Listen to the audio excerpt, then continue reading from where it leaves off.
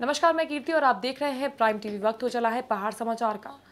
CM Trivendra Singh Rawat ने electric bus trial का शुभारंभ किया। सीएम ने अपने आवास से झंडी दिखाकर शुभारंभ किया।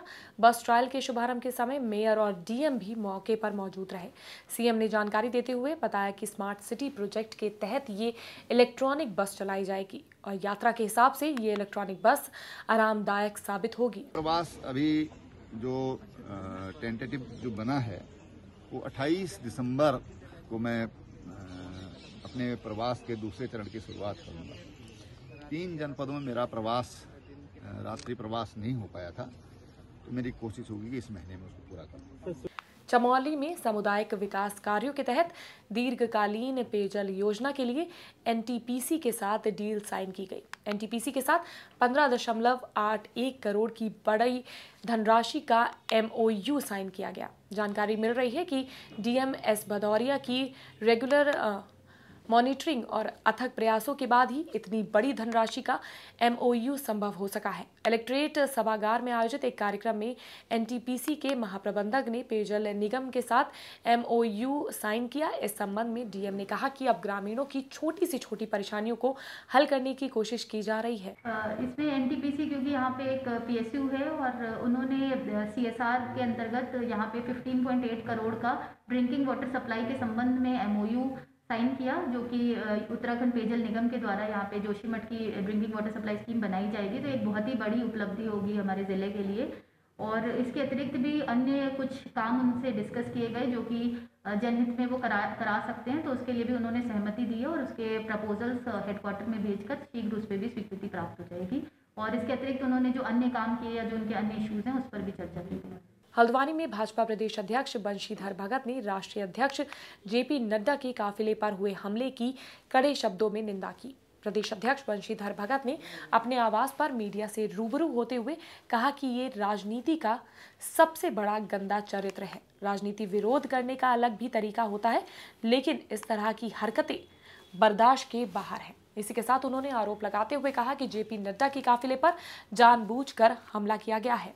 राजनीति का ये भद्दा चरित्र है। राजनीति में विरोध करो, विरोध करने के लिए करो, वास्तविक बातों का करो, लेकिन ये पत्थर मारना, बम मारना, हत्या कर देना, ये राजनीति का चित्र नहीं है। ये चरित्र दुष्टों का होता है, हत्यारों का होता है। ये जो राष्ट्रीय अध्यक्ष जी पे हमारे आक्रमण किया गया है, ये जानबूझकर किया गया है, क्योंकि ममता बनर्जी बौखला गई है।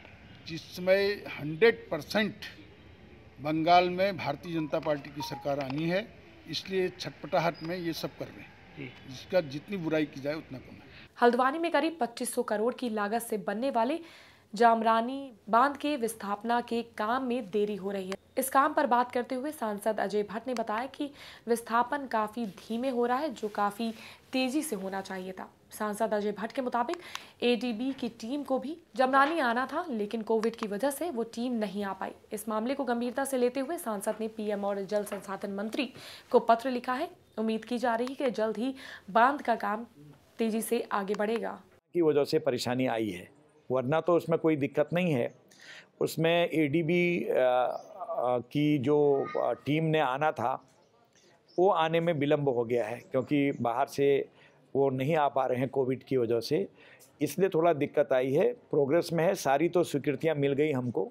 जो थोड़ी आर्थिक तौर से मिलनी थी उसके दूसरे रिसोर्सेज पर भी हमने विचार किया है। मैंने प्रधानमंत्री जी को इस मामले में अलग से पत्र भी लिखा है। हल्द्वानी में इंडियन मेडिकल एसोसिएशन के आह्वान पर प्राइवेट अस्पतालों में ओपीडी नहीं होगी। आयुर्वेदिक डॉक्टरों को सर्जरी की अनुमति के बाद आईएमए ने प्रदर्शन करते हुए निजी अस्पतालों में ओपीडी बंद करने का ऐलान किया है। हालांकि इस दौरान कोविड-19 मरीजों का इलाज और इमरजेंसी सेवा बहाल रहेगी। इस मामले में डॉक्टर का कहना है कि इमरजेंसी में लोगों के इलाज के लिए अस्पताल खुला हुआ है। मामला ये है कि जो सरकार ने, जो केंद्र सरकार ने जो ये मिक्सोपैथी कर दी है, मतलब जो है आयुष और एलोपैथिक और आयुष को दोनों को मिक्सअप कर दिया है। इसमें क्या है, ख़ास तौर पर जो हमारी जो इस समय जो आयुष की जो चिकित्सा थोड़ा सा बढ़ रही थी, कि मतलब जो लोग बढ़ा रहे थे, उसको मिला के जो है उसको और लुप्त करने के कगार में है। पौड़ी के पाबो ब्लॉक के पास एक मंदिर में पुजारी पर अज्ञात लोगों ने जानलेवा हमला कर दिया। इस जानलेवा हमले में पुजारी गंभीर रूप से घायल हो गए। पुजारी पर हुए हमले के बाद पुलिस की टीम हरकत में आई।